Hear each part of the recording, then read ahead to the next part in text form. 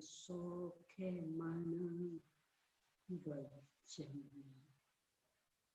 केवल पहो है दुन्ने नमः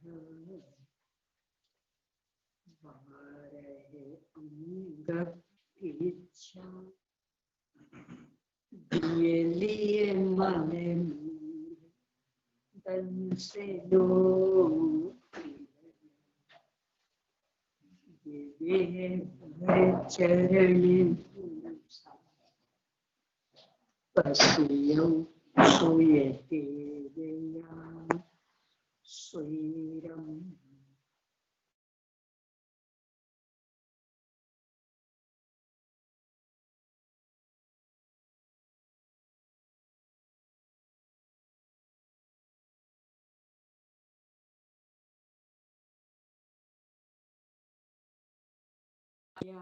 विकोरा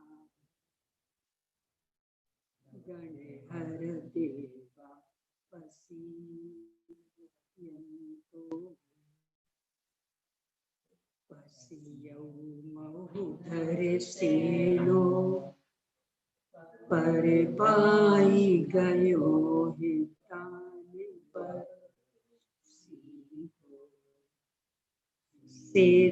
सिद्धंतामीय साय तरंग संघाय धो कोय मनो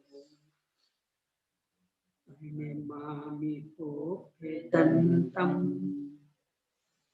दुःखयन्तं दुन्दियन् भाग्य शिवे मग्य कंठे मिसि समी इवयं सया दंतम पणिमहे कये भूये बलिं केसे पासे परिभूये बलिं बिनी है पम्मर है पसेरम बैठा बिये विमले नानी पम्मर है पसेरम नमो हरिहंताणं नमो सिद्धाणं नमो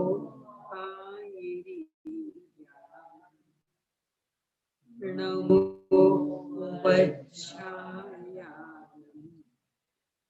नमो लो सर्वसाधुनं ओम ह्रीं श्री अरहंत सिद्ध आचार्य उपाध्याय साधु पंच परमेष्ठिभ्यो नमः।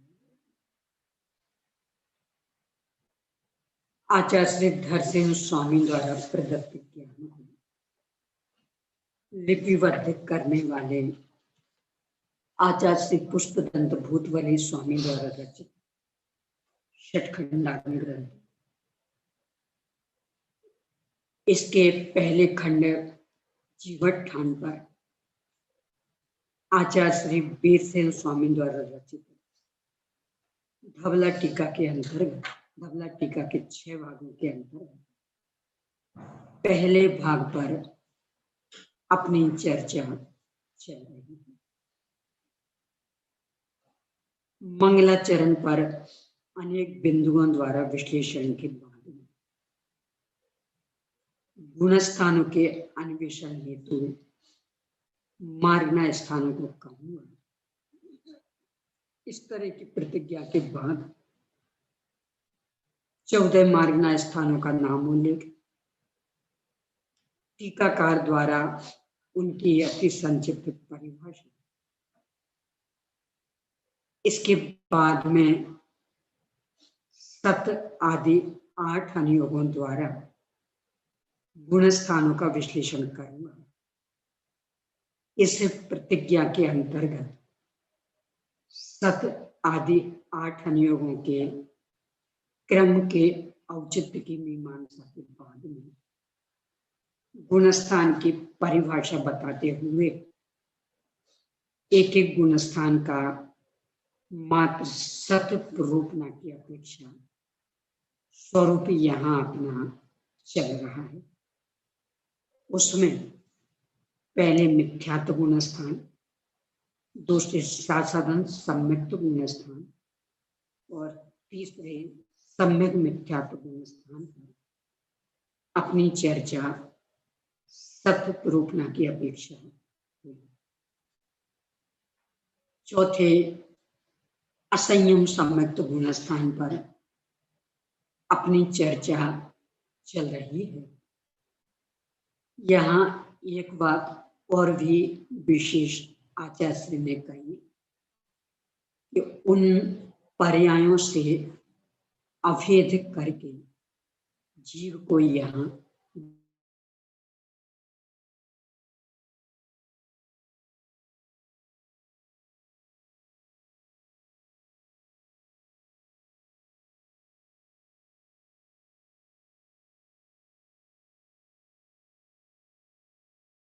चर्चा करते हुए सबसे पहले तो श्रद्धान का विश्लेषण आचार्य ने किया। दृष्टि, समीचीन श्रद्धा, प्रत्यय, प्रतीति, विश्वास, मान्यता इत्यादि पर्यायवाची नाम है। इसके बाद इस सम्यक्त के कर्म की अपेक्षा से जो 3 भेद होते हैं, औपशमिक सम्यक्त, छायोपशमिक सम्यक्त और वेदक सम्यक्त, उनकी चर्चा करने के बाद में इसका जो विशेषण असंयत, इस पर अपनी चर्चा चल रही है। यहाँ उस संदर्भ में कहा कि असंयत शब्द अंत दीपक है, यानी अब आगे पूर्णतया असंयम नहीं पाया जाएगा। 5वें में संयमा संयम है और 6वें में तो सकल संयम आदि है, आगे भी सकल संयम, इसलिए मात्र असंयम का ये अंतिम स्थान। इस तरह से अंत दीपक क्या इसकी स्थिति होती है, इसे 2 गाथाओं द्वारा यहाँ आचार्य श्री ने स्पष्ट किया है। कल गाथाएं अपन ने पढ़ी थी, अर्थ उनका देख रहे थे। उनमें से एक गाथा यानी 110वीं गाथा का अर्थ अपन देख चुके थे। सम्यक दृष्टि जीव जिनेन्द्र भगवान द्वारा कहे गए हर वस्तु स्वरूप का श्रद्धान करता है, संपूर्ण प्रतिपादन उससे स्वीकार होता है। कदाचित किन्हीं गुरु के उपदेश से अप्रयोजनभूत किसी विषय का अन्यथा श्रद्धान भी हो जाए तो उससे उसका सम्यक तो नष्ट नहीं होता, परंतु कालांतर में अन्य गुरुओं के द्वारा उस अप्रयोजनभूत विषय का यथार्थ निरूपण करने के बाद अथवा आगम्य भी अन्यत्र उस विषय का निरूपण मिलने के बाद वह दुराग्रह रखता है, क्योंकि व्यक्तिवादी वह बन गया, इसलिए तब से वह मिथ्यात्व दशा वाला हो जाता। यहाँ तक अपन चर्चा कर चुके। अब इससे आगे दूसरी गाथा यानी 111वीं गाथा, पेज नंबर 174 पर इसके अर्थ पर आज अपनी चर्चा है। जो इंद्रियों के विषयों से तथा त्रस्त स्थावर जीवों की हिंसा से विरक्त नहीं है, किंतु जिनेन्द्र देव द्वारा कथित प्रवचन का श्रद्धान करता है, वह अविरत सम्यक दृष्टि, एकदम स्पष्ट विवेचन, 12 वृत्त नहीं है, इसलिए उसे अविरत कहा है, असंयत कहा है, न कि असदाचारी वृत्ति। इस गाथा का दुरुपयोग करके ये भी अर्थ अपन लगा लेते, इसका मतलब चतुर्थ गुण स्थान में तो सब चलेगा, जबकि गाथा स्पष्ट लिख रही इंद्रियों के विषयों से विरक्त नहीं, यानी कि इंद्रिय संयम नहीं, और स्थावर जीवों की हिंसा से विरक्त नहीं, मतलब प्राणी संयम नहीं। तो इंद्रिय संयम जो 6 प्रकार का, प्राणी संयम जो 6 प्रकार का, वह इसके नहीं है, इसलिए असंयम कहा, अविरत कहा। शेष के अन्याय, अनीति, अभक्ष और मिथ्या, इनका पूर्णतया इसके अभाव है। ये बात चारों अनुयोगों से ही सिद्ध है। गंभीर होकर के अपने को इस विषय पर विचार करना चाहिए। वास्तविकता तो ये है कि अन्याय, अनीति, अभक्ष और गृहीत मिथ्या, इनका त्याग तो विशुद्धि लब्धि में ही हो जाता, इसके बाद देशना लब्धि प्रारंभ होती और उस पूर्वक फिर करण लब्धि के अंत में अगृहीत मिथ्यात्व का भी अभाव होकर सम्यक्त दशा प्रकट होती। यानी अन्याय, अनीति, अभक्ष, भक्षण और गृहीत मिथ्या, इनका इनमें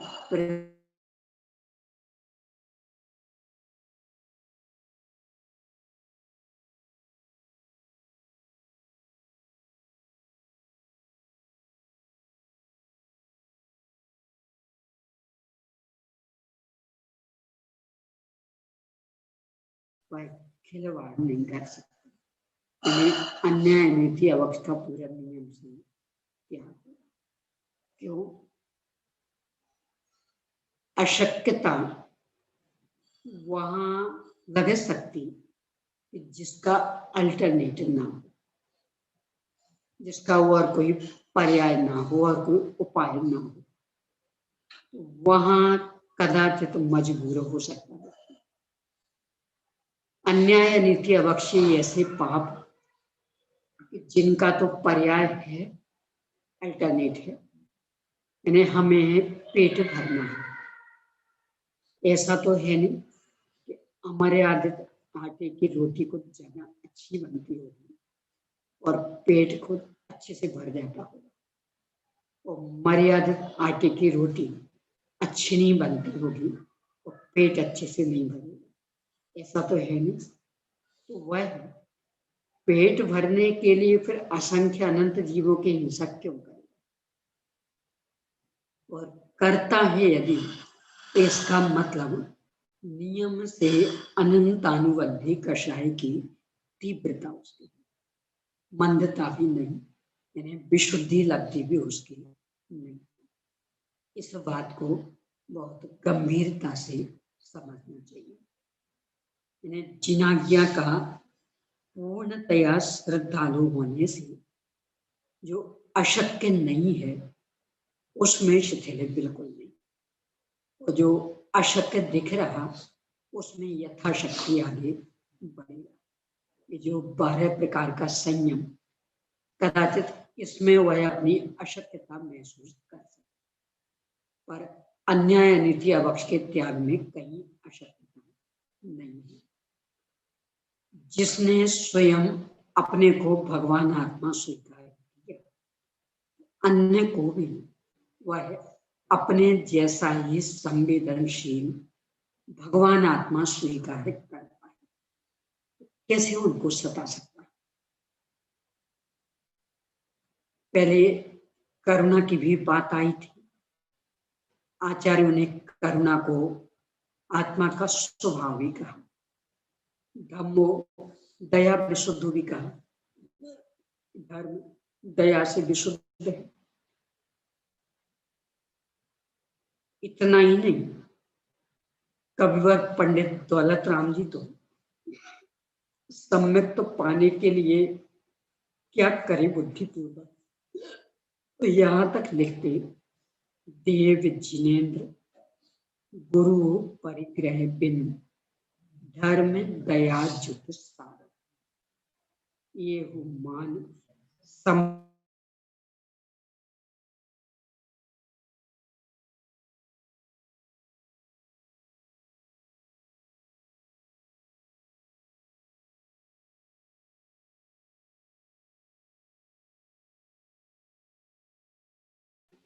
तो मेल ग्रंथ गुरु परिग्रह बिन, परिग्रह से रहे, और धर्म दया जो जहां अंदर से उछलती हुई दया होती,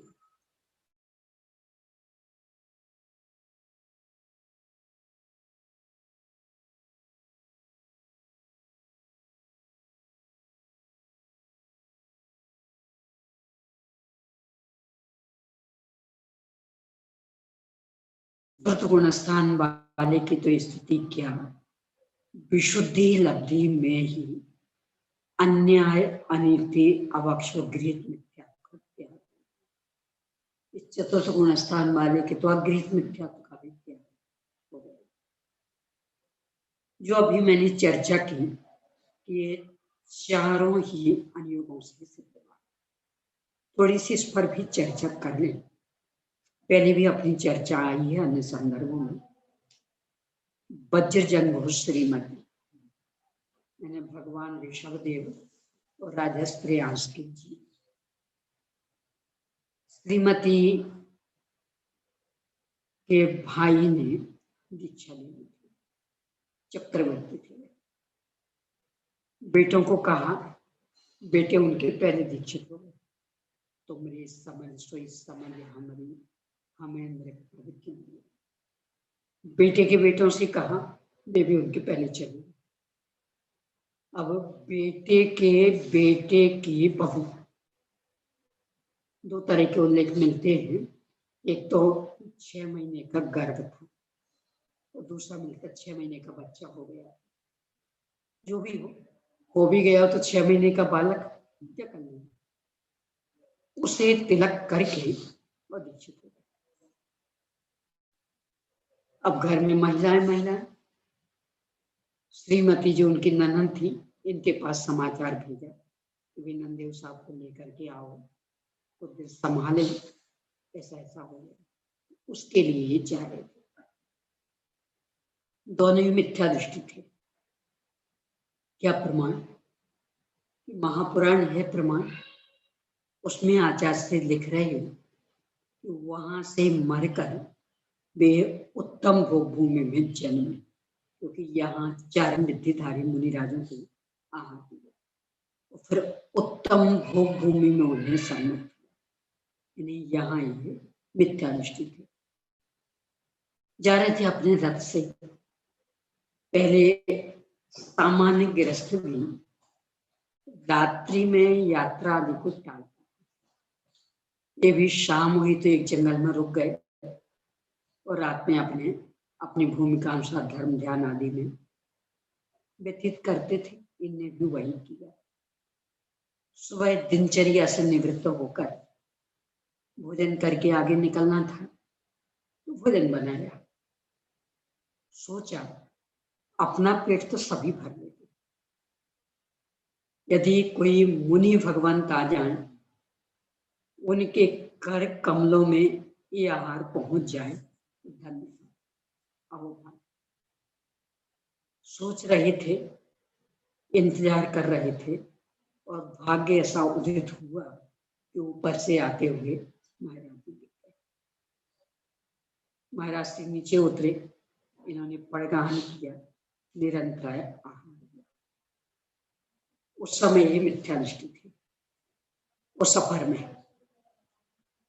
घर में सारी व्यवस्थाएं बनी हुई रहती, तो घर में शुद्ध भोजन कर लेना बहुत आसान है। तो सब कुछ अपने आगे। सफर में जहां एक एक चीज के लिए कितना कष्ट उठाना पड़ता है, सब कुछ अपना लेकर के चले हो, तो कदाचित उनमें से एक चीज खंडित हो गई, टूट गई अथवा छूट गई, सारी तैयारी एक और रखी रह जाती। तो उसे एक चीज को जोड़ने के लिए कितनी भाग दौड़, ये भी सफर में थी। तो उस समय इतना शुद्ध भोजन बनाया था अपने लिए कि जितना शुद्ध भोजन मुनि महाराज भी करते।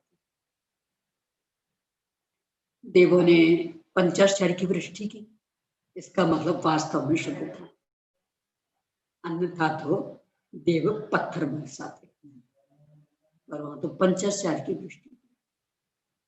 प्रथमान युग से बात सिद्ध, एक मिथ्या दृष्टि सामान्य गृहस्थ भी जो जैन धर्म का थोड़ा भी अनुयायी, उसका भोजन ऐसा होता है।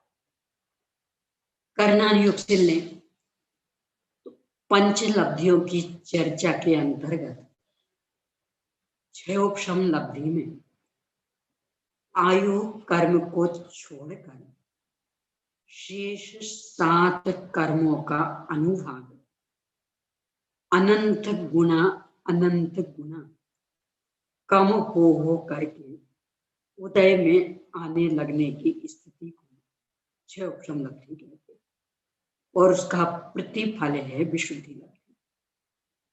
उससे भी सिद्ध पाप परिणाम अनंत गुणे कम हो रहे। क्यों? क्योंकि पाप प्रकृतियों का अनुभाग अनंत गुना कम हो करके फिर इससे आगे भी प्रायोगिक लब्धि में 34 बंधापसरण कर्मों की स्थिति घट करके अंतःकोड़ा को ही सागर रह जाना, इसका मतलब परिणामों में इतनी विशुद्धि आई है। तो इससे भी सिद्ध है कि उनके अन्याय नीति अवक्ष वाले जो घोर पाप बुद्धि। कर्णान युग की 5 लब्धियों से ये बात एकदम स्पष्ट है। चरणान युग से ले तो आचार्य अमृतचंद्र स्वामी पुरुषार्थ सिद्धि उपाय, उसमें ऐसा लिखते हैं कि जो घोर अनिष्ट कारक पाप के आयतन 8 पाप हैं, उनका जिसके त्याग नहीं है वह देशना का पात्र नहीं है। एक पद्य है इसमें, अष्टावनिष्ठ दुष्टर दुर्तायत नानी, ऐसा करके एक पद्य है।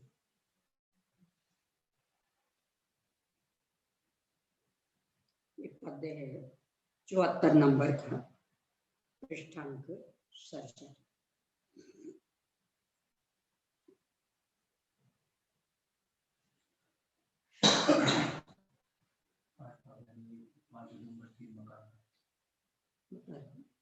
ये 5 नंबर 3 मकार ही अपने को लगते हैं, और बस उससे ही अपने को समझ लेते कि हम पाप तो सुनिए ना, ग्रंथ खोला है ना पर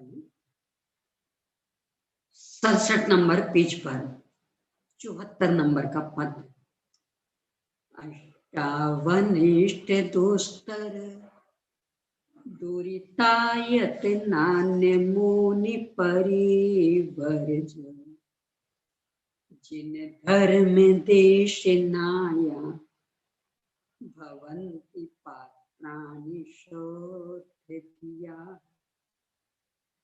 दुखदायक दुस्तर और पाप के स्थान ऐसे 8 पदार्थों का परित्याग करके निर्मल बुद्धि वाले पुरुष जैन धर्म के उपदेश के पात्र होते हैं।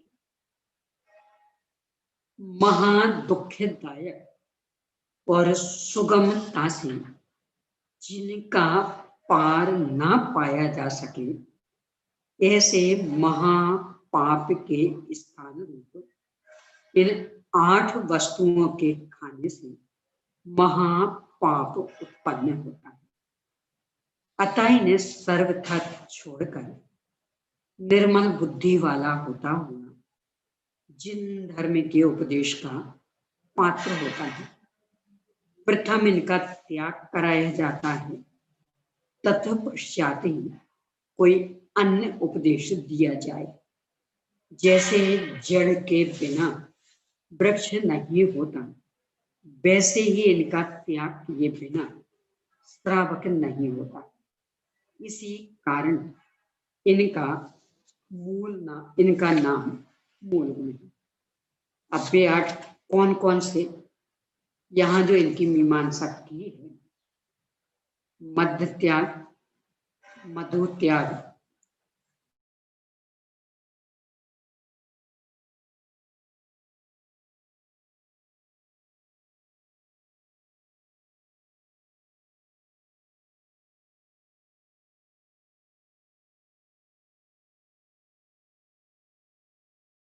संदर्भ में हिंसा आदि संबंधी चर्चा बहुत विशद की है। 5 उदुम्बर फल, 8 पंच अनुव्रतों का पालन, ये 7 हो गए। 5 अनुव्रतों का पालन, ये 5। पंच उदुम्बर फलों का त्याग, ये 1। वैसे 5 उदुम्बर फलों का त्याग और 3 मकार का त्याग, ये 1 में 6। फिर रात्रि भोजन का त्याग 7 और बिना छने पानी का त्याग, ये 8। इनका पालन करें, इनके बिना देशना का पात्र नहीं होता। यद्यपि 8 मूल गुणों के संदर्भ में आचार्यों ने अनेक अनेक प्रकार के उल्लेख किए हैं, परंतु साथ में आचार्यों ने ये भी लिखा कि मात्र 5 उदुम्बर और 3 मकार के त्याग को जो 8 मूल गुण कहा, वह तो बालकों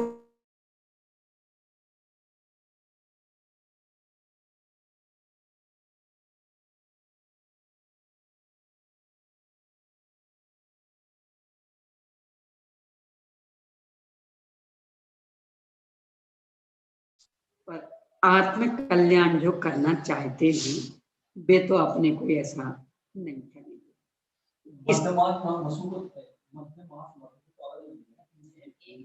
5 उदुम्बर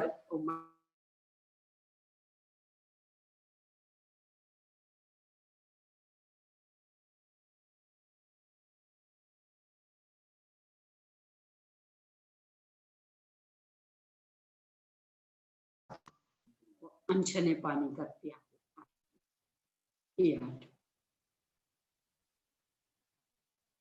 जो 5 उदुम्बर फल 3 मकार का त्याग मात्र, ये तो बालकों को समझाने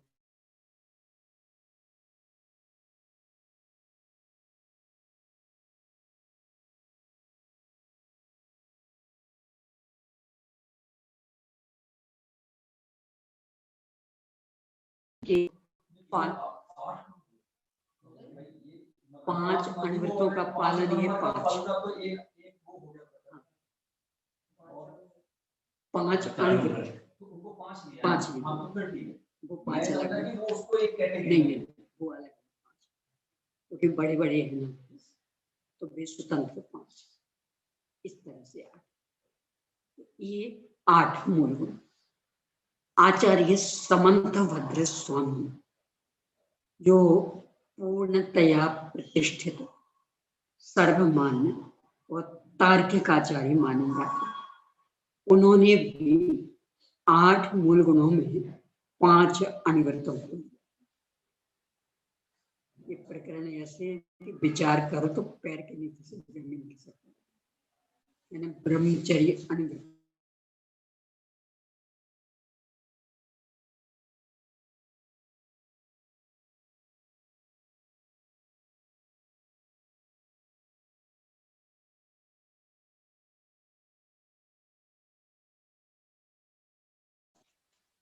बाकी जिनकी जिम्मेदारी आपके ऊपर नहीं है, स्वयं निमंत्रण देने वाला ही कह रहा, यदि आप आएंगे तो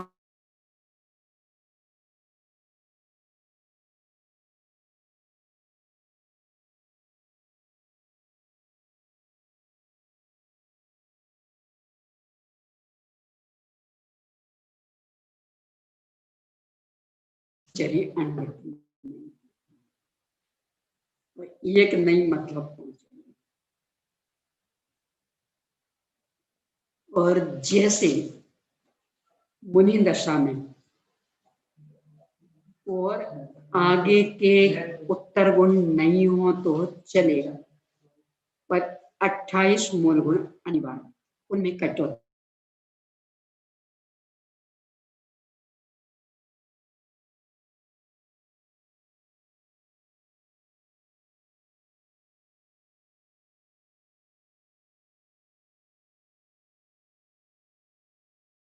यानी देशनल अवधि का पात्र नहीं बने। इस दृष्टि से बहुत गंभीरता से सोचना।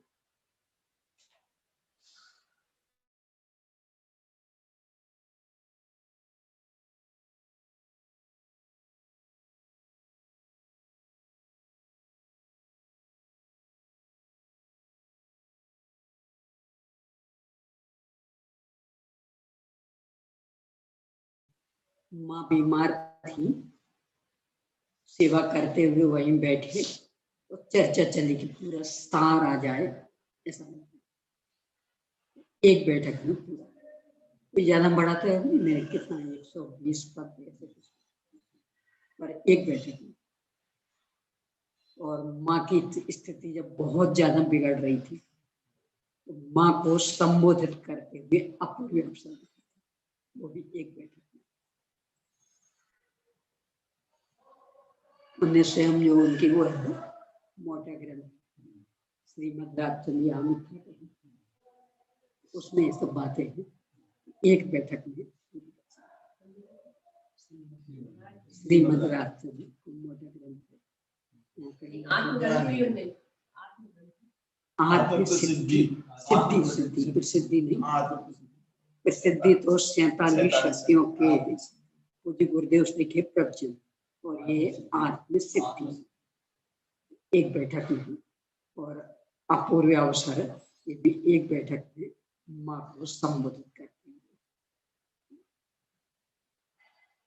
तो वे लिखते आत्मा तक कहाँ टिकेगी, तो आत्म सिद्धि का एक पद, कषायनी उपशांतता मात्र मोक्ष अभिलाष भवे खेद प्राणी दया यही आत्मार्थी निवास। आत्मार्थता यहाँ टिकेगी। 4 बातें, कषाय की उपशांतता, दूसरी मात्र मोक्ष अभिलाष, इंद्रादिक पद नहीं चाहिए, विषय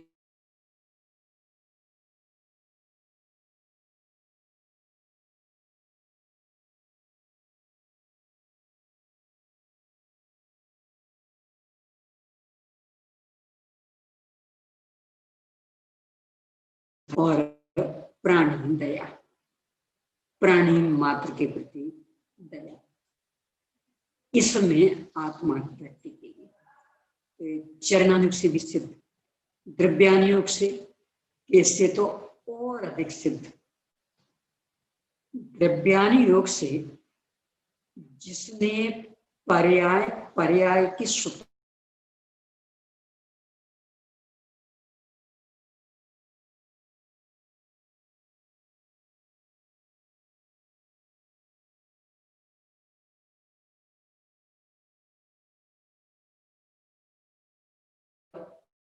किसी अन्य पदार्थ के साथ वेद वेदक संबंध नहीं बन सकता, ये मान्यता जिसकी बिल्कुल पत्थर की लकीर जैसी मजबूत, वह अनर्गल पापों में कैसे उलझ सकता। आचार्य अमृतचंद्र स्वामी तो यहाँ तक लिखते, सम्यक दृष्टिर भवति नियतम ज्ञान वैराग्य, सम्यक दृष्टि के नियम से ज्ञान वैराग्य शक्ति।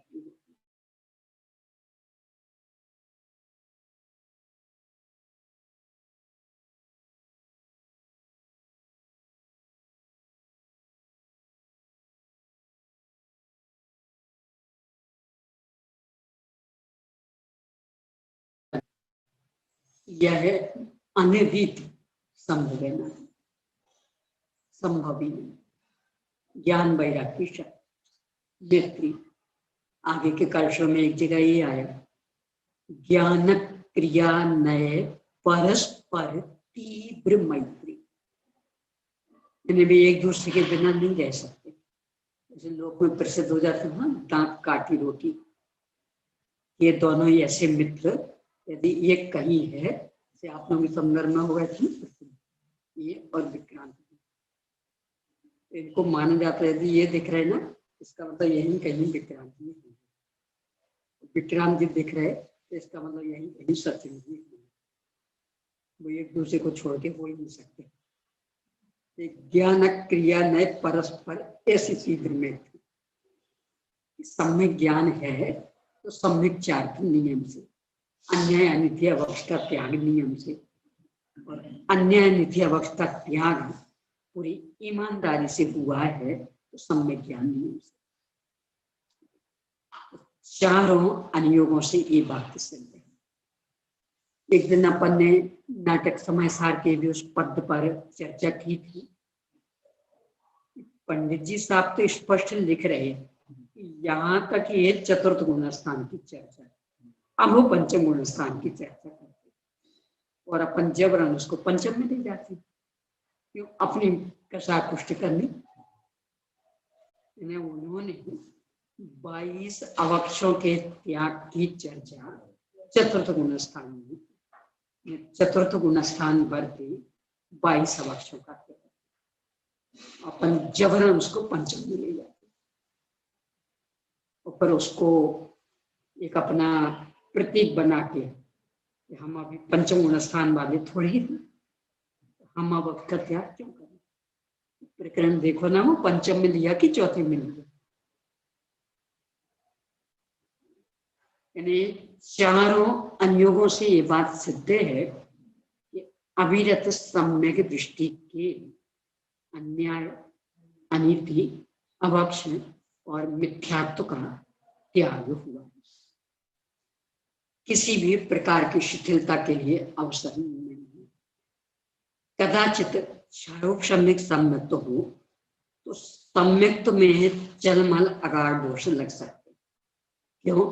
क्योंकि वो सम्यक प्रकृति के उदय का कारण, परंतु अनंत अनुबंधी का तो विसंयोजित रूप है, इसलिए अन्याय अनिति अवक्ष में, अवक्ष के त्याग में शिथिलता रंच मात्र नहीं चलेगी, और दूसरे की उसकी कोई उपयोगिता भी नहीं, उसका अल्टरनेट विद्यमान।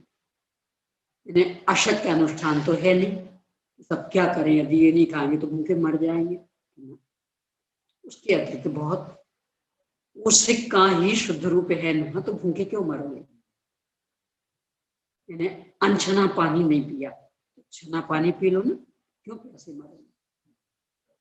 अभक्ष नहीं खाया, भक्ष खाओ ना, तो भूखे क्यों मरोगे? उन्हीं कपड़ा नहीं पहना तो सूती कपड़ा पहनो ना, तो ठंडे से कहाँ मरोगे? मरने की स्थिति लायक वहां को त्याग है ही नहीं। यहाँ तो उनका त्याग हुआ है कि जो पूर्णतया अपनी मस्ती वाले थे, अपनी भौतिक चकाचौंध के प्रति आकर्षण वाले थे, वो अशक्य अनुष्ठान वाले नहीं थे, इसलिए उनके त्याग से जीवन पर कुछ असर नहीं पड़ना, बल्कि जीवन और अधिक शुद्ध, सात्विक, व्यवस्थित, स्वास्थ्यप्रद हो जाएगा। तो यहाँ जो असंयत कहा, अविरत कहा, वह तो संयम नहीं, विरत नहीं, इसलिए पर सम्यक चरण चारित्र प्रकट हुआ है, तो उस अपेक्षा से यहाँ सम्यक चारित्र ही है, मिथ्या चारित्र नहीं करेंगे। ये भी अपन एक दिन चर्चा कर चुके कि मूल में स्वरूप में आचरण करने को सम्यक चारित्र कहते हैं। और उसके दो भेद, सम्यक्त्वाचरण और संयमाचरण।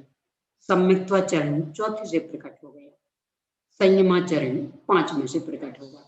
तो संयमाचरण इसके नहीं है, इसलिए अविरत कहा, ना कि असदाचार के कारण। इसे कसौटी बनाकर अपने को परखने का प्रयास करना, कहाँ अपन खड़े हैं, सम्यक तो प्राप्त करना चाहते हैं तो किस तरह की भावभूमि होनी चाहिए। शेरादि के उदाहरण इसलिए अनुकरणीय नहीं बनेंगे कि उसने तो जैसे ही मुनिराजों को अपनी ओर आते देखा और भाव बदल गए, वो मांस वैसा का वैसा रह गया, विशुद्धि लगी।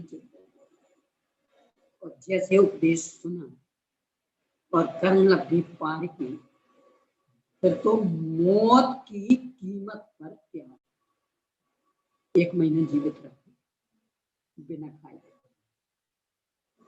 क्यों? अब मांस खाने का भाव है, तो हलवा पूरी उसे कौन खिलाए? आमरण अनशन। इसलिए इस धोखे में नहीं रहना कि उस मांस खाते खाते को सम्यक हो गया। पहले खाता था, पहले तो सभी विकृत थे, पर जैसे ही मुनिराजों को देखा और विशुद्धि लब्धि में ही मांस छूट गया और फिर कभी सेवन नहीं किया। मौत की कीमत पर, अपने को मौत की कीमत पर कुछ भी नहीं छोड़ना है। क्यों? अपने पास तो सारी व्यवस्था है, ये नहीं तो ये नहीं तो ये, कब मौत की कीमत चुकाना? तो उसने तो मौत की कीमत चुकाई। बहुत गंभीरता से विचार करना। कोई भी त्रियंश, स्वयंभू रमण समुद्र में असंख्य त्रियंश चतुर्थ गुण स्थान वर्ती भी, पंचम गुण स्थान वर्ती। हरी पत्ती, घास आदि जो पानी में उगती, वो खा के जीते, मछली आदि मांसाहार, धूप से तपा हुआ पानी पी के जीते त्रियंश, मगरमच्छी।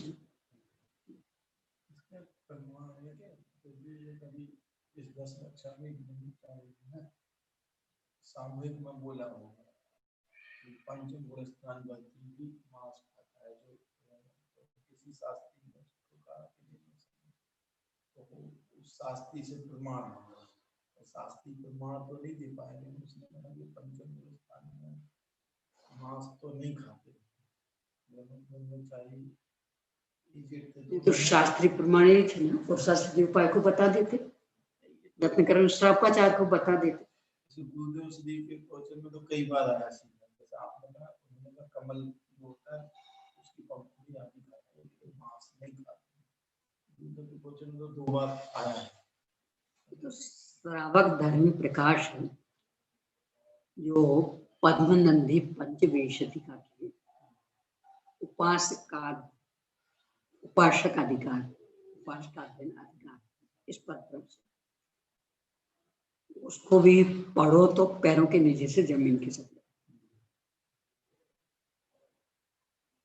कितनी दृढ़ता से रात्रि में कुछ भी लेने का निषेध गुरुदेव से भी किया, अनछनी पानी का किसी भी रूप में उपयोग करने का निषेध किया, देव दर्शन आदि के संदर्भ में कितना अधिक प्रेरित किया, और यही स्थिति अभक्ष भक्षण के त्याग।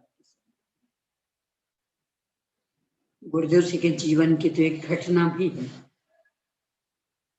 मुंबई में उनकी जन्म जयंती मनाई जा रही थी, तो उस समय गुरुदेव श्री शांति भाई जवेरी के बंगला पर रुके थे। शाम की चर्चा वही होती थी। मुंबई तो मुंबई बहुत घना बसा हुआ शहर, बहुत दूर दूर से लोग वहां आते थे, क्योंकि बैसाख में पड़ती है वैशाख शुक्ला दूज, तो कितनी गर्मी हो जाती। तो शांति भाई जी कोई भाव आया, अपन कुछ खिला पिला तो नहीं सकते हैं, पर कम से कम पानी की व्यवस्था कर लें। बेचारे इतने दूर दूर से आएंगे, पानी तो पी ले। तो उन्होंने छनवा करके पानी रखवा दिया, तो कुछ खिला सकते। योग ऐसा बना, उदाहरण के लिए मान लें गुरुदेव से यहाँ भी रास्ते, यहाँ से निकलना है, तो वहां पानी रखा है और उस तरफ जाके पर वहां चर्चा करना। तो गुरुदेव से यहाँ से निकले चर्चा के लिए, कलशों की दृष्टि में आ गए। सोचिए सोचिए ये क्या है, और सब पक्की पक्की क्या कहें, डरते डरते कहा साहब पानी शा माटे, किस लिए?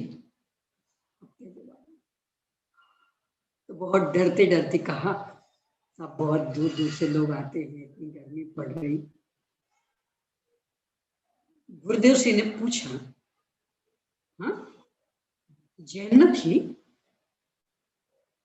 जो आते हैं वो जैन नहीं है? अब क्या, ये पहले दिन की घटना, इसके बाद पानी रखने की हिम्मत किसी की नहीं।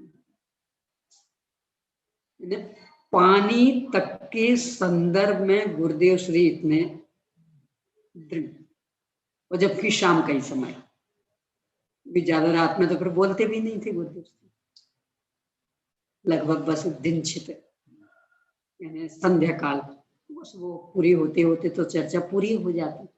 उस समय भी अरे अपन तो जैन,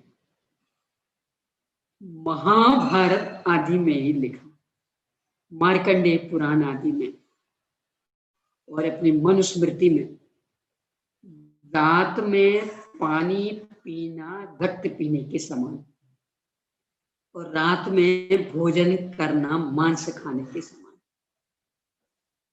और महाभारत की घटना तो ऐसी, जब ये लाक्षागृह ग्रह में रखे गए, थोड़ी सी इनको शंका आई, क्या चक्कर, तो रात में ऐसे घूमने निकले,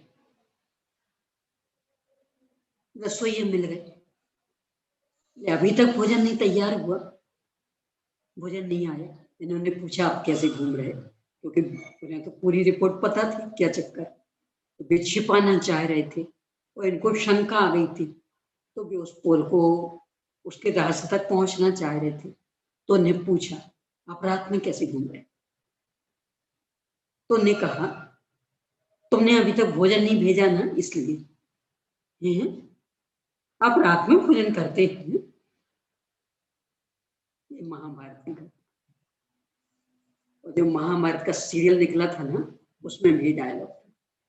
वो रसोईया आश्चर्यचकित होकर पूछ रहा है आप लोग रात में खाते हैं? उसमें पांडवों को जैन नहीं बताया, ब्राह्मण बताया, ब्राह्मण संस्कृति के पालन, उनसे वो कहलवा रहा आप रात में भोजन करते? ब्राह्मण संस्कृति में भी सर्वत्र इसका उल्लेख, नरक के 4 द्वार बताए हुए हैं, उसमें एक द्वार रात्रि, दूसरा द्वार अचार मुरब्बा का सेवन, तीसरा द्वार जमीकंद का सेवन, और चौथा द्वार परस्त्री सेवन। ये 4 दरवाजे हैं, किसी भी दरवाजे से जा सकते हैं नरक में, तो उसमें रात्रि भोजन को भी नरक का दरवाजा।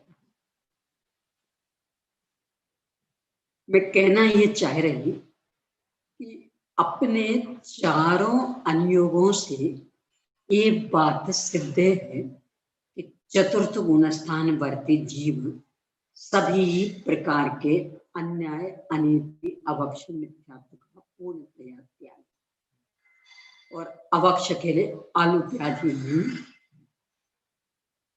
5 प्रकार के अवक्ष, बहुघात, त्रसघात, अनिष्टकारक, अनुक्षेप, नशाकारक, और इनका विस्तार लें तो 22 प्रकार के अवक्ष इन सब का तब कहीं सम्यक तो उसका रहता, वो सम्यक तो चरण 4 के पाता, अन्यथा मिथ्या स्थान हो जाएगा। इस पर बहुत गंभीरता से विचार करना। गाथा तो स्पष्ट कह रही कि इंद्रिय के विषय और त्रिस स्थावर की हिंसा से विरक्त नहीं, इसलिए असंयत कहा है। यानी 12 व्रत नहीं, इसलिए असंयम कहा, ना कि अभक्ष भक्षण चल रहा है इसलिए असंयम कहा। बहुत गंभीरता से विचार करना। एक पक्का समझ के चलना। देखो और भी नहीं, गुरुदेव से आदर्श लगते हैं, उनका भोजन पान सब कुछ पक्का। उन्हें कभी अभक्ष खाया, रात में खाया, अनछना पानी काम में लिया।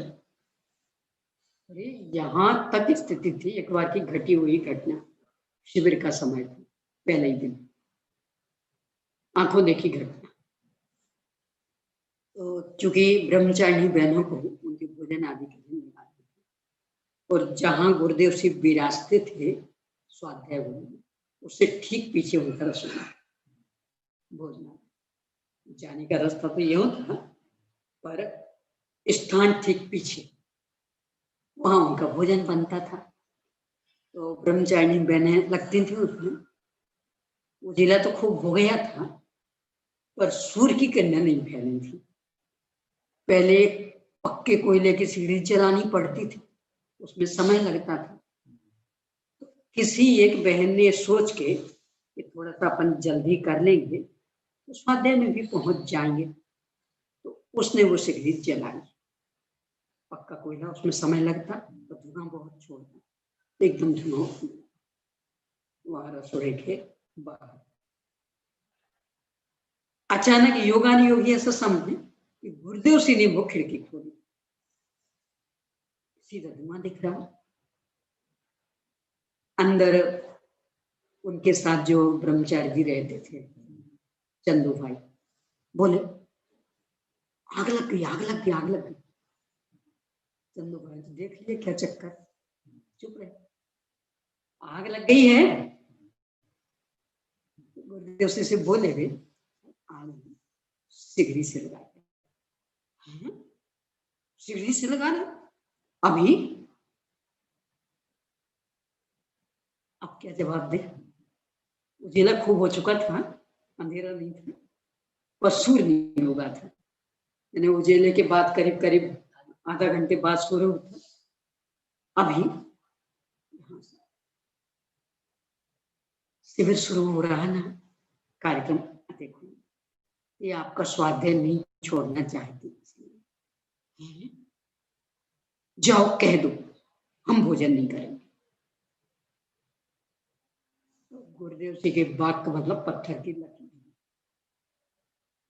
अब क्या करना, अब सब जगह खलबली, आज गुरुदेव से भोजन नहीं करेंगे, आज गुरुदेव से भोजन नहीं करेंगे, ऐसा हो गया। बहन श्री बहन शांता बहन सब आए, माफी बगैर कुछ नहीं, मैंने कह दिया ना मैं भोजन नहीं करूंगा। सबने हाथ पर जोड़े कर गुरुदेव से टस्से में सोने को तैयार नहीं।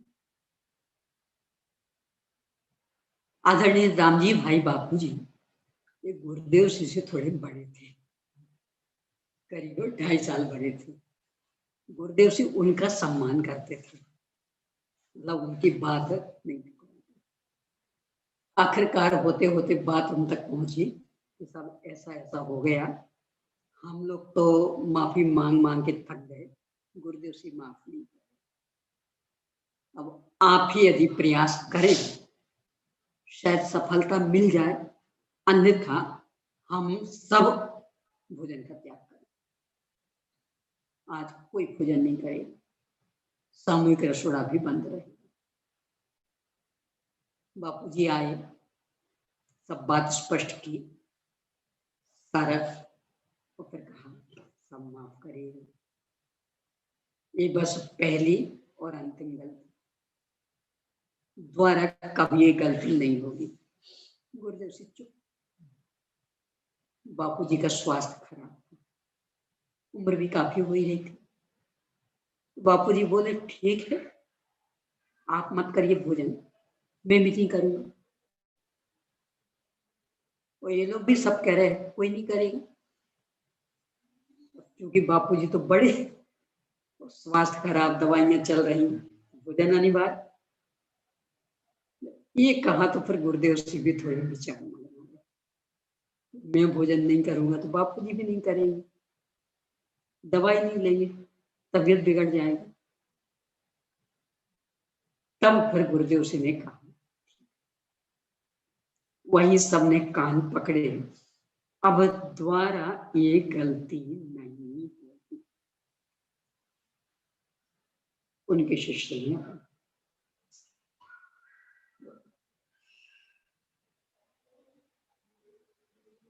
ये जो गुरुदेव जी की स्तुति है ना, आदास ना जीवन शिल्पी तने नमो। एक अपने मिशन में हुए आदरणीय पंडित नेमिचंद रखियाल वाले काका जी सागर में बहुत हुए, तो भी एक वाक्य कहा करते थे, आदास ना जीवन शिल्पी तने नमो। यानी इस दास के जीवन की शिल्प, जीवन की रचना करने वाले आपको नमन। शिल्प को देखकर शिल्पी की योग्यता का परिचय मिलता। तो आप अपने को कह रहे ना कि हम उनकी शिल्प हैं, देख करके गुरुदेव जी का व्यक्तित्व तो देखा जाएगा। जरा दर्पण में चेहरा देख लो, कहीं ऐसा ना हो कि आप जैसे शिल्प को देखकर और गुरुदेव जी के व्यक्तित्व पर ही प्रश्न चलने खड़ा हो कि इनके शिष्य ऐसे तो मतलब गुरु भी ऐसे होंगे, ऐसा ना हो। गुरु की गौरव गरिमा को सुरक्षित रखने का दायित्व शिष्य पर होगा। शिष्य को देख करके गुरु के व्यक्तित्व का, कर्तृत्व का मूल्यांकन किया। जिन्हें कभी अनछने पानी को छुआ नहीं, इन्हें काम में लेना तो दूर, क्योंकि श्वेतांबर साधु हो गए थे तो वहां इन चीजों पर बहुत ध्यान दिया जाता, बहुत विवेक रखा जाता, किसी भी रूप में छूते नहीं थे, हमेशा प्राशद कच्चे, अकेला छना हुआ भी नहीं, प्राशद।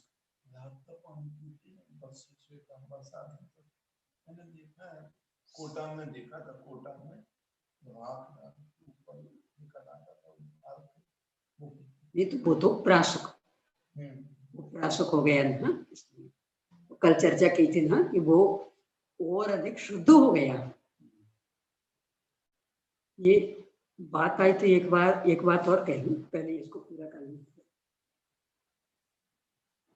तो पूर्णतया प्राशक, यानी अकेला छना हुआ कच्चा भी कभी काम में नहीं लिया उन्होंने, पूरी जिंदगी हमेशा प्राशक, उनके शिष्य कहलाते हैं। उनके इस विराट व्यक्तित्व के संरक्षण की जिम्मेदारी, यानी किसी भी प्रकार के यदि रास्ते निकालते हैं अपन भोजन में, पानी में, समझ लेना उनका व्यक्तित्व कलंकित कर, यानी तो शिष्य नहीं, वो शिष्य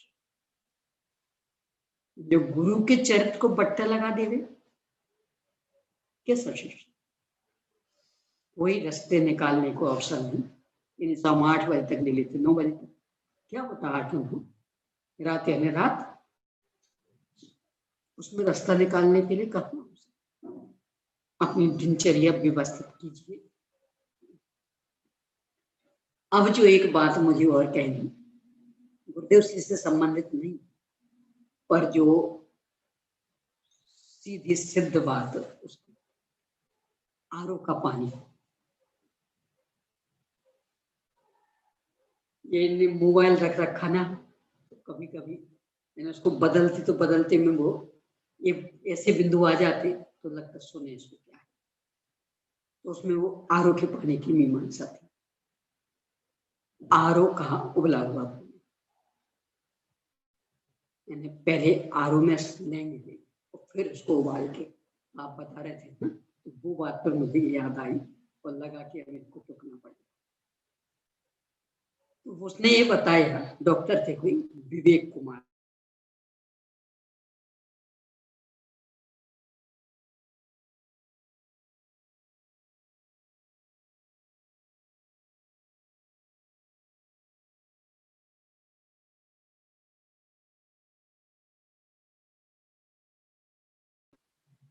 ना ठंडा ना गर्म,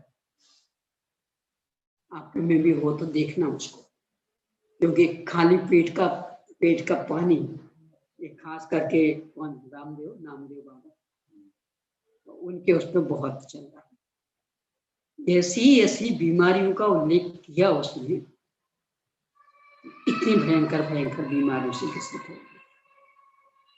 पहले भी एक दिन चर्चा की थी, अपने यहाँ तो संस्कृति थी, खाली पेट कभी पानी नहीं देते थे, और कुछ नहीं हो आप थोड़ा सा गुड़ खा लो, इसके बाद पानी, पर बिल्कुल खाली पेट कभी नहीं पीने देते थे। वो आज वो एक फैशन जैसे निकल रहा है, खाली पेट पानी। उसको भी समझा रहे थे कि ये बीमारियां, तो उसमें उनने गर्म और ठंडे दोनों की बात की, उबले हुए की बात, आरओ का पानी, और फिर उसको हमने उबाला। बोले उसमें कुछ नहीं रहा, यानी आरओ का पानी मतलब जो पानी के पोषक तत्व, उन्होंने तो बहुत बहुत गिनाई थी लिस्ट, पोटेशियम आदि, आरओ के पानी में वो सब साफ, कुछ नहीं रही। पानी में जो पोषक तत्व रहते, आरओ वाले पानी में वो कुछ नहीं रही, सब खत्म। अब पेट में डालोगे तो बिना पोषक तत्व वाला पानी, एक भी पोषक तत्व उसमें नहीं। तो बहुत सारे गिना थे, पोटेशियम और आयरन, बहुत बहुत भूल गई क्योंकि उतना ज्यादा उपयोग भी नहीं था और याद भी नहीं रहता, पर आप लोगों को अवश्य कहूंगी कि यदि मिल जाए तो देखना उसको। यानी आरओ के चक्कर में जो उलझ रही अपन, कितना खतरनाक, और एक डॉक्टर कह रहा, जैन कहते हैं ना, तो लगता है अरे बस इनको धर्म धर्म धर्म दिखता और कुछ नहीं। एक डॉक्टर कह रहा आरओ वाले पानी में कुछ विटामिन नहीं, उसने सब कुछ साफ कर दिया, ने सारे पोषक तत्व साफ कर दिए, उसके उबाल के लेने का भी कोई मतलब नहीं निकलता। यदि उबाल के लेना, आप सीधे ही पानी लीजिए, उसको छान के अच्छे से फिर उबालिए, आरओ का लेके उबालने का क्या मतलब नहीं।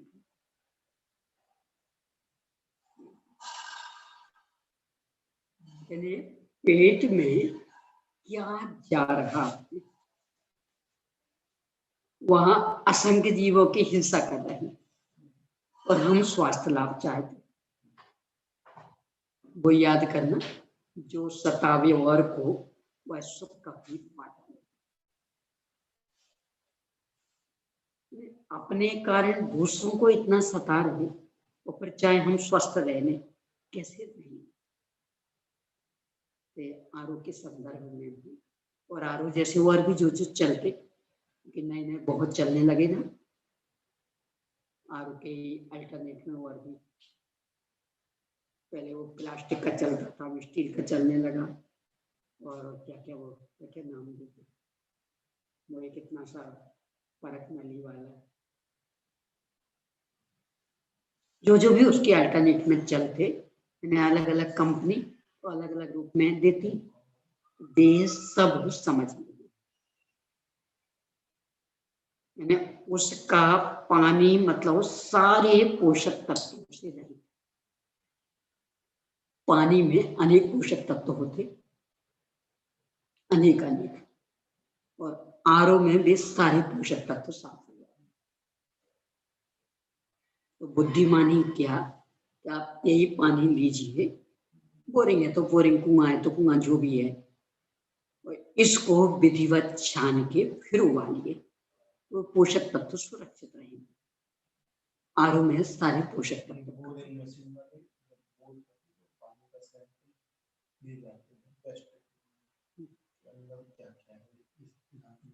तो वो बताते होंगे क्या क्या पोषक तत्व, तो पोषक तत्व रहते, और आरओ के में वो सब खत्म हो जाते, यानी सारे पोषक तत्व खत्म।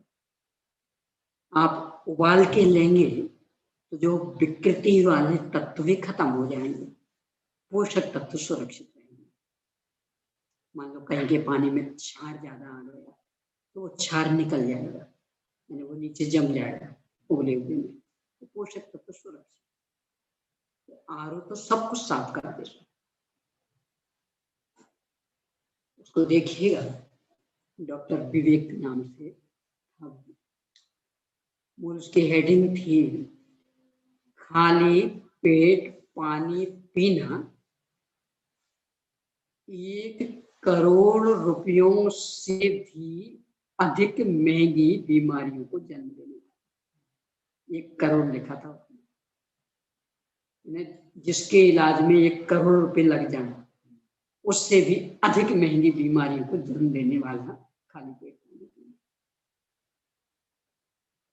तो अपने यहाँ तो मूल भारतीय संस्कृति थी, कभी खाली पेट पानी नहीं पीने देते थे। मैंने कहा ना, तो और कुछ नहीं है घर में, अकेला गुड़ ले लो, थोड़ी सी गुड़ की डली खा लो, फिर खाली पेट।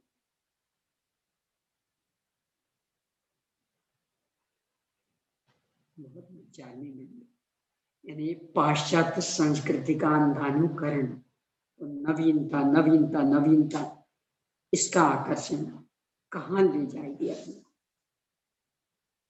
कितनी बात तो एक दिन मैंने बताई भी थी, लघु शंका की बार बार बाधा, ये सब तो बताई थी। तो उनने जो बताए वो कपा देने वाले, इतनी भी नहीं।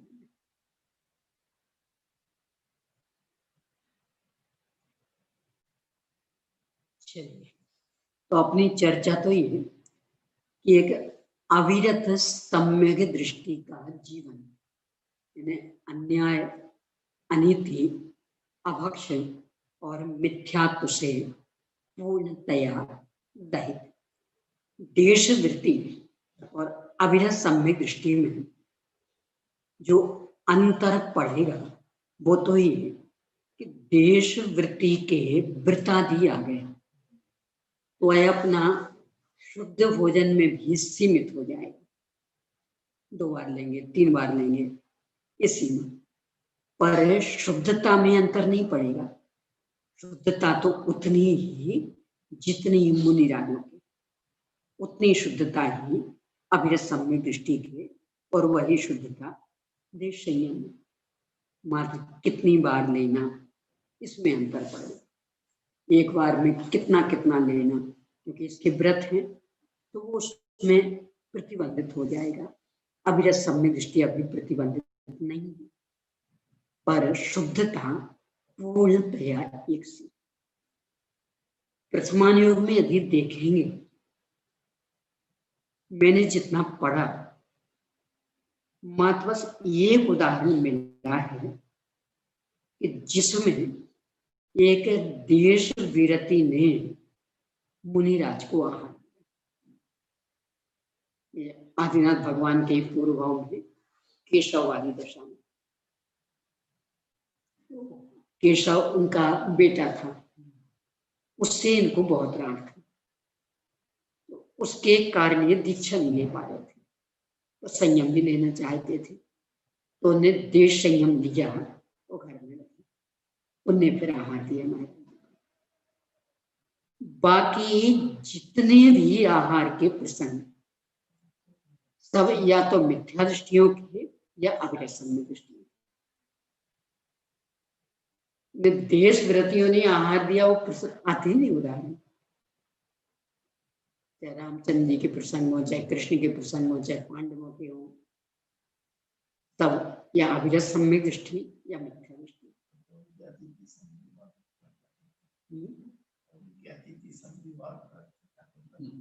नहीं तो अतिथि संविभाग व्रत में तो अतिथि का मतलब अकेले महाराज जी थोड़ी होते, जो भी उनने अपने लिए बनाया पहले उसमें से दूसरों को देंगे, तब स्वयं सेवन करेंगे। अब दूसरे महाराज जी मिल जाए तो बढ़िया, नहीं मिले तो अपनी बराबरी वाले, नहीं मिले तो और उनसे नीचे वाले, और नहीं मिले तो पशु पक्षी।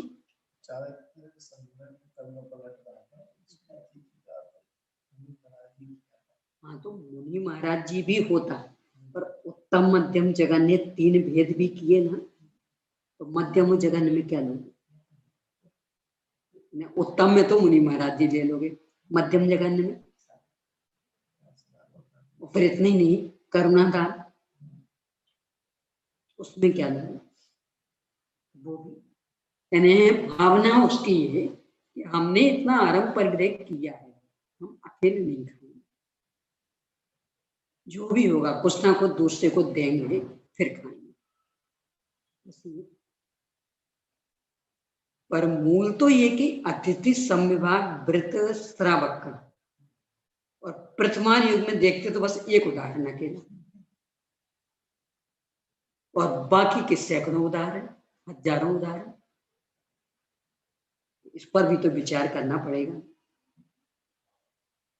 और इसीलिए कितने ही आचार्यों ने 12 व्रतों में अतिथि संविभाग को नहीं लिया। कोई भैया वृत्ति लेते तो कोई संलेखना लेते, अलग अलग अतिथि संविभाग के संदर्भ में ही मत लेते। इस पर भी गंभीरता से विचार करना कि ऐसा क्यों।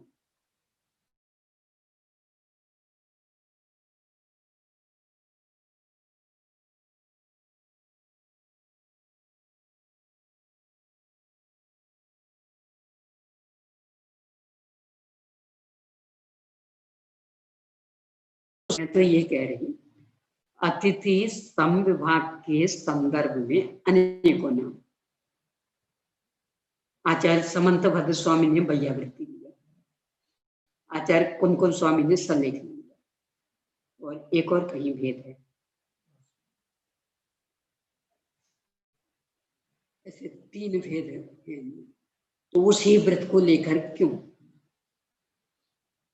तो हो सकता वो इसीलिए ही कि ये तो सामान्य है, लेकिन सामान्य मनुष्य भी अकेला खाना पसंद नहीं करता, अन्य को खिलाना चाहता। इसको व्रत में क्या रखना? ये तो सामान्य मनोविज्ञान। व्रत में तो जो कुछ विशेष हो उसे रखना।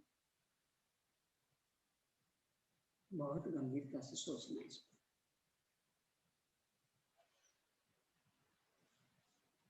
देवो पुनीत नहीं लेते, क्यों नहीं लेते? असंयम के कारण नहीं। यानी ये भी जो तर्क दिया जाता ना कि देव चूंकि असंयमी होते, तो पांडव संयमी थे। रामचंद्र जब वनवास में थे तब संयमी थे, बजरंग राजा संयमी थे, कृष्ण संयमी थे। असंयम पन्ना नहीं है कारण। तो कारण क्या कि चूंकि देवों के कवल आहार होता नहीं, उनके तो मानसिक आहार है। अभी यदि दूसरों को देना चाहेंगे तो उन्हें स्वयं रसोई ही बनानी पड़ेगी उसके लिए, अपने लिए नहीं। तो वो उद्दिष्ट हो गई, और अतिथि उद्दिष्ट आहार के त्यागी है, इसलिए उनके हाथ से आहार नहीं लेते। असंयमी होने के कारण नहीं लेते ये नहीं, क्योंकि उदाहरण तो असंयमियों के ही लगभग, देश संयमी की तो खोजे खोजे नहीं मिल रहे। देवों से आहार नहीं लेने का दूसरा कारण, क्योंकि वे कवलाहार नहीं करते, तो उन्हें अलग से ही रसोई बनानी पड़ेगी इनके लिए। तो उद्दिष्ट हो गई, तो उद्दिष्ट आहार के त्यागी है महाराज जी, इसलिए उनके हाथ का आहार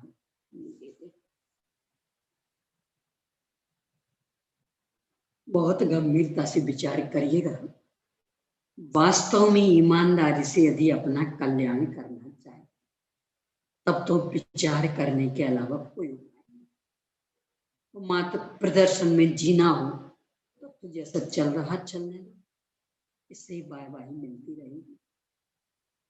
चलिए, तो ये अविरतपना 12 व्रतों का अभाव है, इसलिए अविरतपना।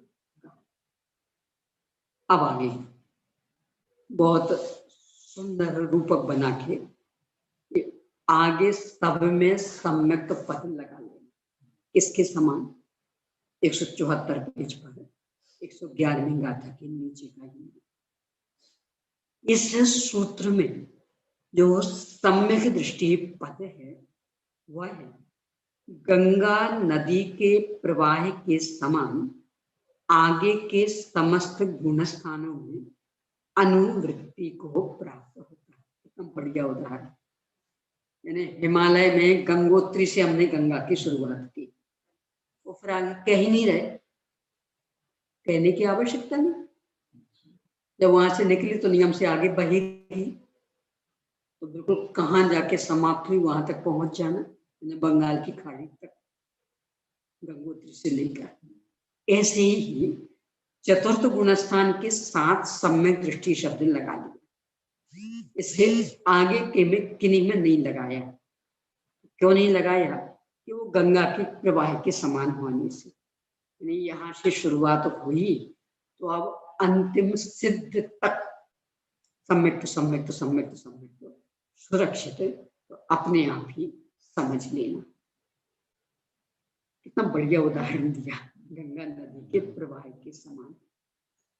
अर्थात 5वें आदि समस्त गुण स्थानों में सम्यक दर्शन पाया जाता है।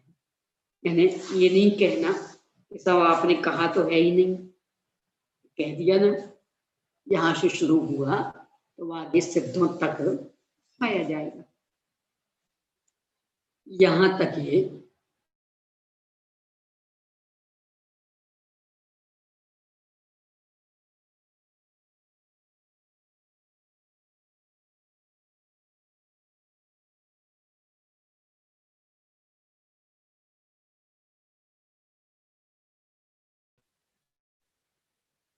इस पर भी एक और जो अपन शुरू से करते आए,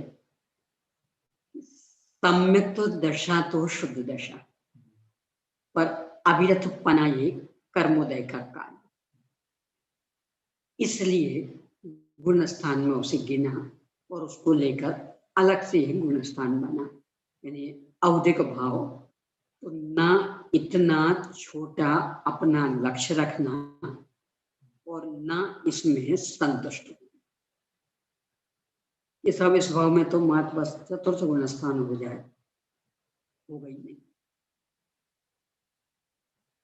लोक में कोई एक विद्यार्थी सोचे कि बस पास हो जाए पर्याप्त, पास हो पाएगा?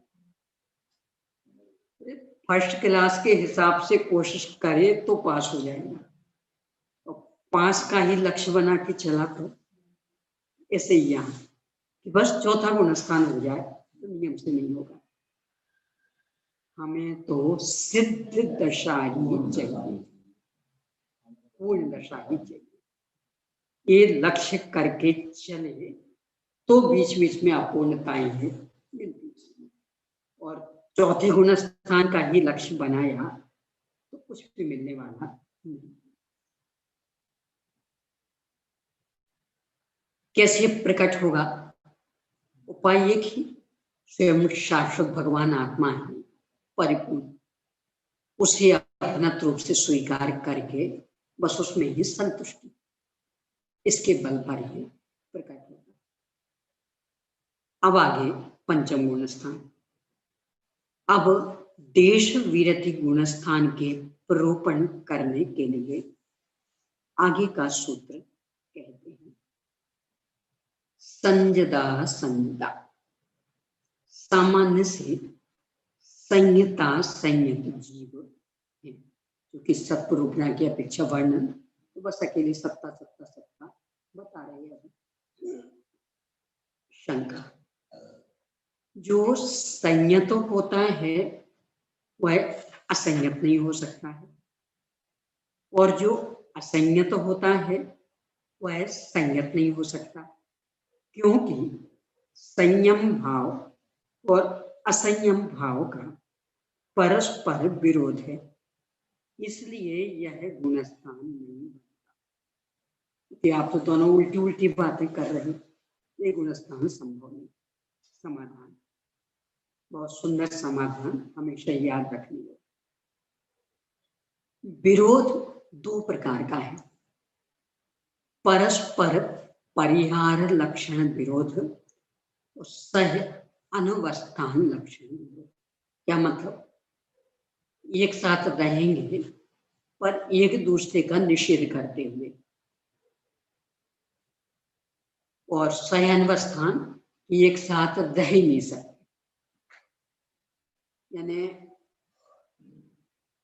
चूहा और कांकरोच एक साथ तो रह लेंगे पर एक दूसरे को डराते रहेंगे, और बिल्ली और चूहा एक साथ रह नहीं सकते। चूहा और कांकरोच में परस्पर परिहार लक्षण, और बिल्ली और चूहे में सह अनवस्थान लक्षण। यदि बिल्ली मिलेगी चूहा नहीं मिलेगा, चूहा मिलेगा बिल्ली नहीं मिलेगी, दोनों एक साथ नहीं देख सकते। यहाँ कौन सा विरोध? अब इसकी चर्चा।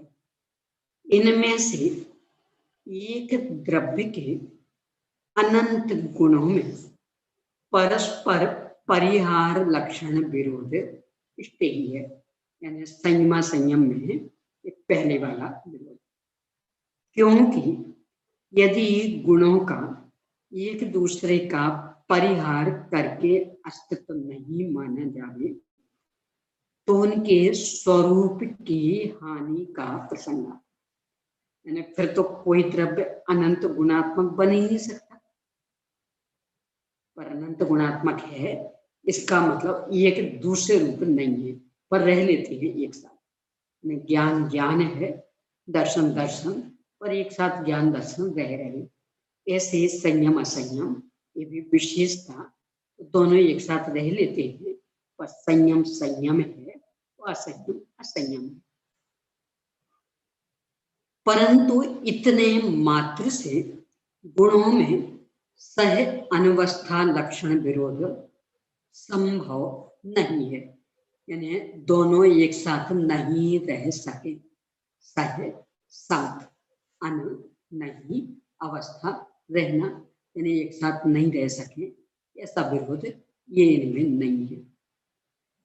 यदि नाना गुणों का एक साथ रहना ही विरोध स्वरूप मान लिया जाए तो वस्तु का अस्तित्व ही नहीं बन सकता, क्योंकि वस्तु का सद्भाव अनेकांत निमित्तक ही होगा। लक्षण में अनंत अनंत गुणों के समूह को द्रव्य कहते हैं, अथवा गुण पर्याय के समूह को द्रव्य कहते हैं। इसका मतलब वे सब एक साथ रहते हैं। जो आर्थिक क्रिया करने में समर्थ है वह वस्तु, जो है हो गया क्या करने उसको, जो आर्थिक क्रिया करने में समर्थ है वह वस्तु, यानी सक्रियता, यानी स्थायित्व के साथ परिणमशीलता।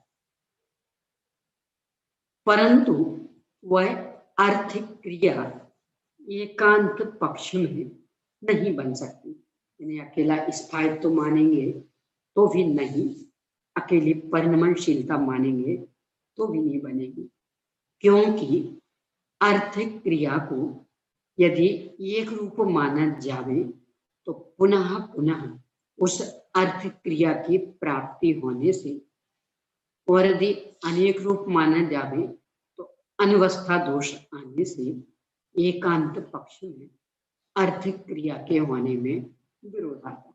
यानी वस्तु को मात्र एक रूप माने तो कूटस्थ नित्य हो जाएगी, वही वही वही वही ऐसा चलता है।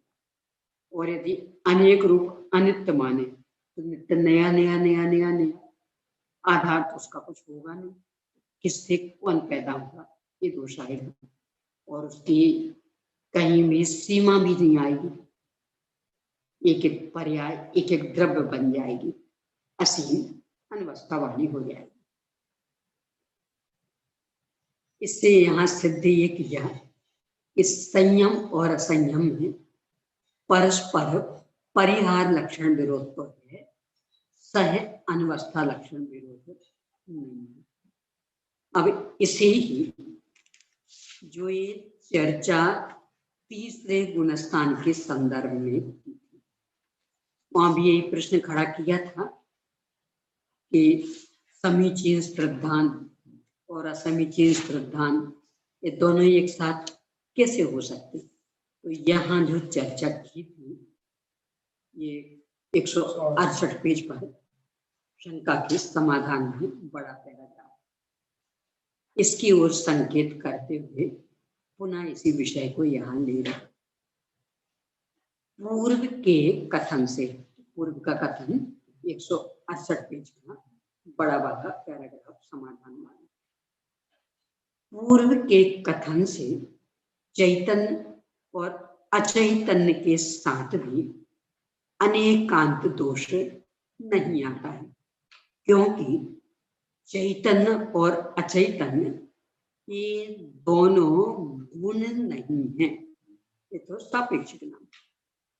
जो सहभावी होते हैं उन्हें गुण कहते हैं, परंतु ये दोनों सहभावी नहीं है, क्योंकि बंध रूप अवस्था के नहीं रहने पर चैतन्य और अचैतन्य ये दोनों एक साथ नहीं पाए जाते, बल्कि केवल ज्ञान हो गया तो पूरी चेतनता चेतनता ज्ञान चेतना प्रकट हो गई।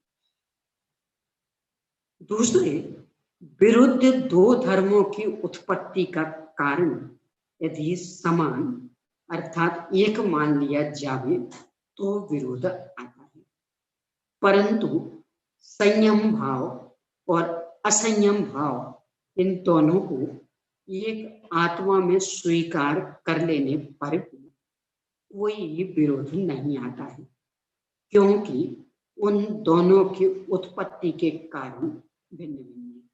क्या भिन्न भिन्न, इसे बता रहे हैं। संयम भाव की उत्पत्ति का कारण त्रस्य हिंसा से विरति भाव, और असंयम भाव की उत्पत्ति का कारण स्थावर हिंसा से अविरति भाव, इसलिए एक साथ हो जाता है। इसलिए संयता संयत नाम का 5वां गुण स्थान बन जाता है। यानी दो नाम मिले तो दोनों का कारण अलग अलग। संयम का कारण त्रस्य हिंसा से विरति, असंयम का कारण स्थावर हिंसा में प्रवृत्ति। छेड़ानदी में लिखी, त्रस्य हिंसा को त्याग वृथा खावर न संहार। यहाँ की पंक्तियों का अनुवाद वहां शब्द से।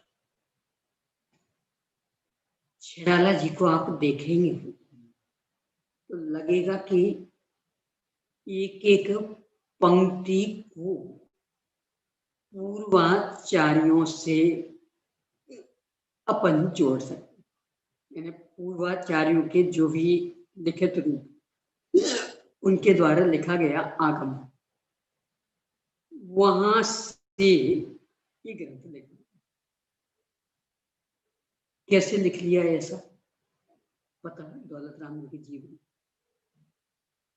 अपने यहाँ के दौलत राम शासन क्या करते थे?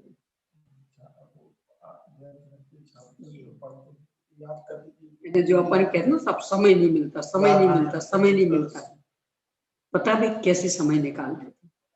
छापे का काम करते थे, यानी कपड़ों पर प्रिंट करना, इसका काम करते थे। तो काम शुरू करने के पहले उच्च स्थान पर शास्त्र खोल के रखते थे, और यहाँ काम शुरू किया और वहां गाथाएं रखनी शुरू की। तो यहाँ मान लो 8 घंटे छपाई की, तो 8 घंटे यहाँ छपाई का काम, मतलब आजीविका। और 8 घंटे में लगभग रोज की ही 50-55 गाथा ही करती।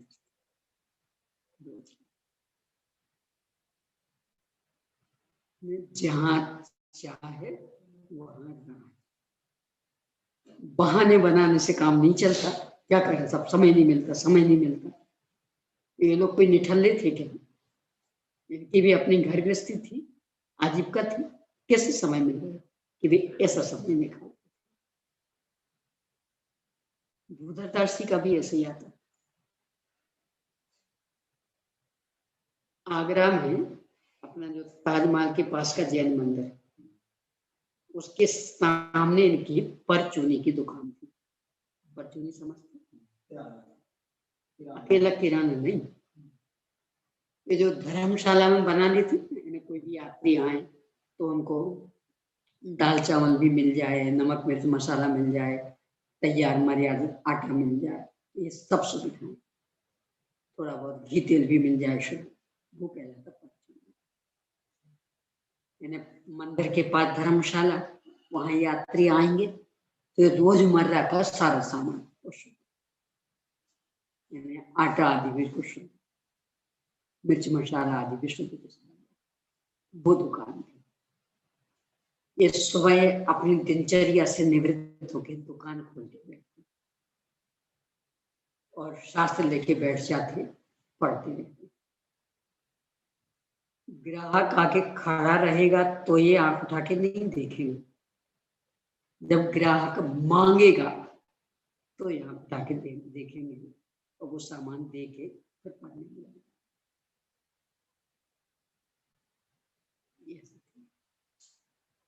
एक बार की घटना, एक कोई सेठ जी आए, ऐसे टहल रहे थे, टहलते टहलते इनकी दुकान के सामने पहुंच गए।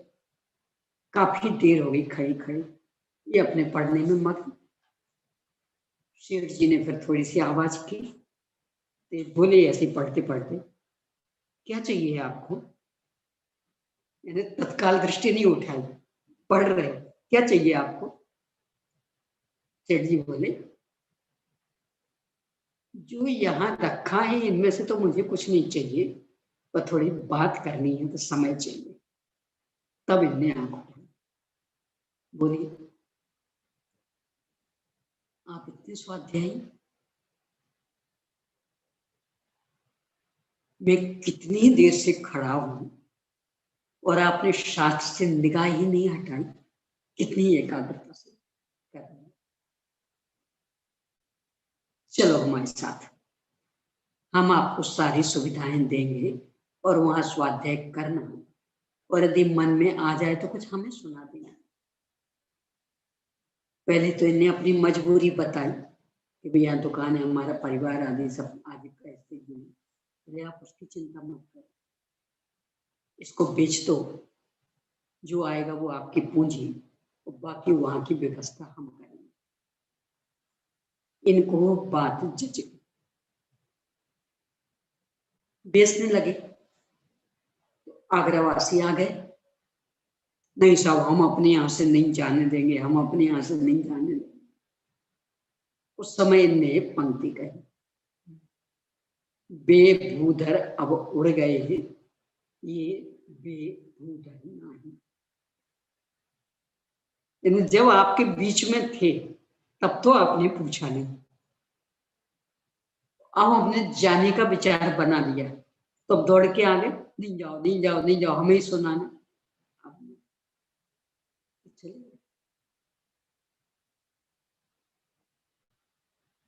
यानी किस तरह से लोगों ने अध्ययन मनन चिंतन किया। दुकान में कैसे संभव की क्यों? ऊंचे आसन पर रख ले, दिक्कत नहीं। दुकान में कैसे संभव की मर्यादित सामान मिलेगा? क्यों संभव नहीं? आज हमने इतना आटा पिसवाया तो उसी हिसाब से ही करते थे। अरे आज को लेने नहीं आए, एक दिन की मर्यादा तो होती नहीं, कम से कम 3 दिन की, तो उसी हिसाब से तैयार करते। अभी भी ये जयपुर में महिलाओं का क्या नाम उसका, भोजनालय नहीं, जहाँ से खास करके 10 लक्षण पर्व आदि में आटा वगैरह लाते हैं। क्या नाम क्या है? यानी अकेली महिलाएं वहाँ काम करती और बड़े पापड़ मसाला आटा बिल्कुल मर्यादा, तो वो तैयार उसी हिसाब से करते। मान लो किसी दिन ज्यादा ग्राहक आ गए, उनका सारा चक्की तैयार, तत्काल पीस के दे देंगे। पीसने में समय कितना लगना, तो सब नहीं तो वैसा भी तो उसका क्या तो उसी नहीं, ऐसा करते ही नहीं ना तैयार, इतना ज्यादा तैयार करेंगे। ये दुकानदारों को एक मोटा मोटा अंदाज तो रहता ही है कि हमारा माल कितना मिलता है। तो होटल आदि वाले जो होते तो भी मोटा मोटा अंदाज रहता है, मोटा मोटा अंदाज रहता, तो उस हिसाब से तैयार में कितनी यात्री आती है, जैसे हम भी स्मारक में देते थे, कम देता हमें मालूम होता था कि एक दिन में एवरेज कितनी यात्री आती है। जोश में रहते तो मोटा मोटा अंदाज पूरा रहता है। वही तो मैंने वो जयपुर में वो जो है संस्था, बहुत अच्छा नाम है। जबलपुर में भी पूरी मैट्रिक से उस मर्यादा का मिलता है, तो पूरा पूरा मर्यादा सुधा कला से। और जब कभी मान लो कोई ज्यादा ही मांग करे तो वो तत्काल दे देते तैयार।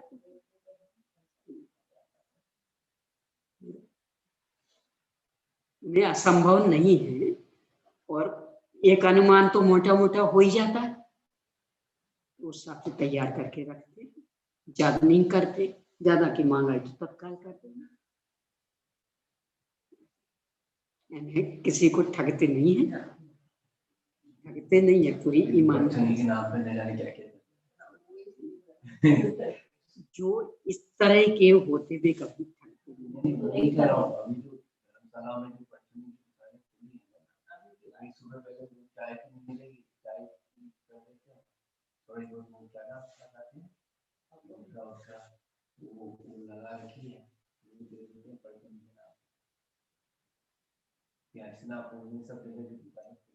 पाउच वगैरह,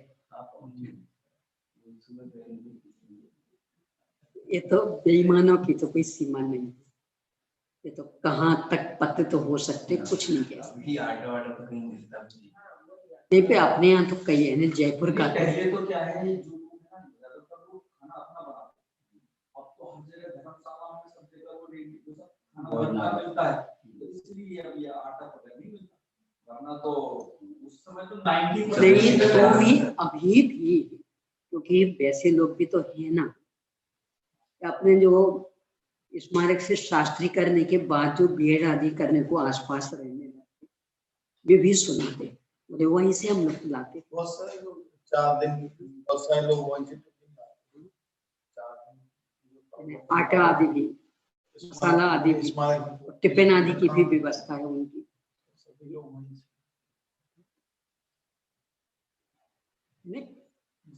जहाँ चाहे वहाँ राय, विविध रुचियां ही लोग, सब तरह की रुचि वाले जो बना बनाए खाते हो उनके लिए वो भी है, और जो नहीं खाते तो उनको ये भी है सुविधा। ये जयपुर में बिजोलिया के कुछ लड़के रहते, ये कोई अपना मंदिर है, और मुझे ये पता कि अभी वो पहले जब बिजोलिया में 10 लक्षण पर्व हुआ था, नहीं ये तो अपने बीएड वाले, ये नहीं, ये तो जो अपने स्मारक के निकलते उनको मात्र भी सुविधा देते, सबको नहीं। एक और जब बिजोलिया में 10 लक्षण पर्व हुआ था, अभी तो दूसरा वाला, तो उनके साथ आई थी, ऐसी बात हुई, बोले मंदिर के पास ही हम लोग के कमरे, और वहां एक जन, मतलब पूरा एक छोटा सा भोजनालय शुद्ध साफ वो बनता, तो उनके हिसाब से एक प्रकार का मर्यादा, नहीं कोई आलू प्याज नहीं, कोई रात में नहीं बनेगा, कोई गणन पर नहीं बनेगा, इस तरह से शुद्ध साफ। कई जगह ऐसा खुल चुका, मुंबई में भी कई जगह ऐसा है। अब तो बहुत ज्यादा कई जगह तो कुछ भी उन्हें असंभव नहीं लगता। बस यदि ज्यादा लोग हैं तो कम से कम 1 घंटे पहले आपको सूचना देनी पड़ेगी। वो 1-2 जने तो तत्काल चल जाएगा। ये उनकी हिंसा है। बहुत हो गया। ये तो उन लोगों ने तो गांव-गांव में ऐसे भी घर तैयार किए, यानी प्रतिदिन एक घर में चौका हर कीमत पर लगेगा। एक घर में हर कीमत पर। कोई साधु हो नहीं हो कुछ नहीं सुनेगा, बराबर उन्हें अपने नंबर लगा रखे, पूरा एक दिन पूरा भोजन जैसा बने। कोई है नहीं है इससे कोई मतलब नहीं। इससे कई गांव तैयार हो गए, कई जगह जवेरा आदि में भी कई जगह रोज एक घर पूरा शुद्ध भोजन करे। महाराज जैसा वैसा बनेगा वैसा। जागृति बहुत आ रही है और अपन नहीं कर रहे वो एक अलग बात है, और उन लोगों ने बहुत इस दिशा में काम किया। और जो अच्छा है वो अच्छा ही लायक है, प्रशंसा करनी होगी, अनुकरणीय भी है। कितने कितने गांव इस तरह के तैयार हो गए, रोज एक घर में चौका लगेगा ही, सब शुद्ध साफ। उस दिन कोई भी आ जाए, नहीं आए तो घर के व्यक्ति तो भी